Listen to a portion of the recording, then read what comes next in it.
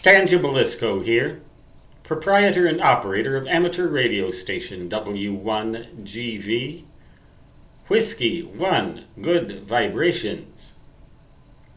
In the mid-1960s, early and mid-1960s, I was introduced to ham radio, and the primary catalyst for that introduction was a radio ham whose call sign was W0GLE,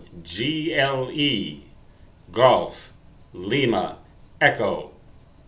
In Rochester, Minnesota. He lived in the southeast part of town. His first name was Bill. He was old then, so he's long deceased now. But he had a Swan 350 transceiver. I don't know if any of you have ever heard of that particular radio, but it had 350 watts peak envelope power output on single sideband. I don't know what its rating was on CW. Did I say, well, it had peak envelope power plate power input. It was a tube radio. All the radios were fully tube equipped back in those days, vacuum tubes. And near the corner of his house, I believe it was the northwest corner of his house, he had a trap vertical antenna, such as the 14 AVQ alpha. What's the phonetic for V? I forget. That's weird. I shouldn't forget those things. 14 AVQ. And it operated 40 through 10 meters. It was mounted directly on the ground, and he had 3 or 4 radios for each band: 40, 20, 15, and 10 meters. We didn't have any 17 or 12 meter band back in those days. So it was a 4-band trap vertical 14 AVQ. And he made a lot of DX contacts with that arrangement. He was a phone operator, phone meaning single sideband, and I just thought that was really the coolest thing. In his basement, a Swan 350 transceiver, and next to his house, a vertical antenna mounted on the ground. Very modest, rather simple arrangement. No hills around in the immediate vicinity, nor was he on top of a hill. Rochester, Minnesota is in the valley of the Zumbro River, Zumbro. I'm not even going to attempt the phonetics on that one, but the hills are quite a little ways away, so it's an ordinary Midwestern town topographically, and as I recall, he didn't have any issues with his neighbors about his ham radio. Very low profile station.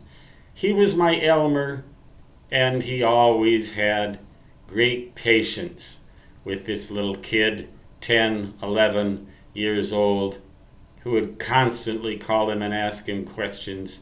And when I got to be 12 years old, in the 6th grade, in March of 1966, I got my license as WN0OKV, Whiskey November 0, Oscar Kilo Victor. And with my Viking Adventurer and Hallicrafters receiver, managed to make quite a lot of contacts with 50 watts plate power input on CW with a straight key. I've told you all of this, but Bill was my Elmer. Who was yours? You don't need to identify the person if they might object to it, but what kind of a rig did she or he have? What kind of a radio? What kind of an antenna? When was this? Was it a handy-talkie 2-meter radio? Or was it something like a Collins S line? Just what was it like, and how did it affect you? And what caused you to get interested in ham radio and ultimately pursue this fascinating hobby of ours? Some would call it an art. I guess it's both.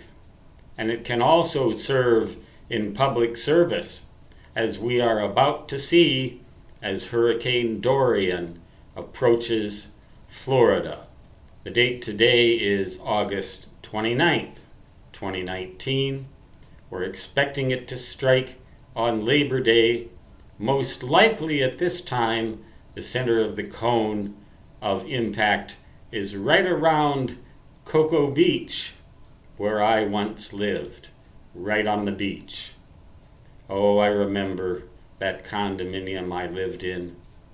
I wonder what 130-mile-an-hour sustained winds from the east would have done to that place.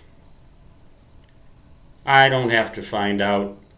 This Labor Day I have only to anticipate what's going to happen to my left foot as surgery approaches. But that's all about me. I want to hear about your Elmer, and I'll bet a lot of other viewers would like to share too. So comments are open. That's what you want. That's what you get. I can't guarantee I can answer any questions off topic. Please stay on topic, and be careful about leaving a space after the period whenever you end a sentence and begin another. YouTube has a peculiar way of interpreting those missed spaces as links, and it's a neurotic system, but it gets me on the air so I can yammer at you, and it gets you on the air, on the wires, on whatever, so you can listen to me yammer at you. Oh well, enough said. Stan Gibilisco signing off, proprietor and operator of W1GV, saying 73 and so long, which, to this day in my native fist, translates to da-da-da-da-da-da.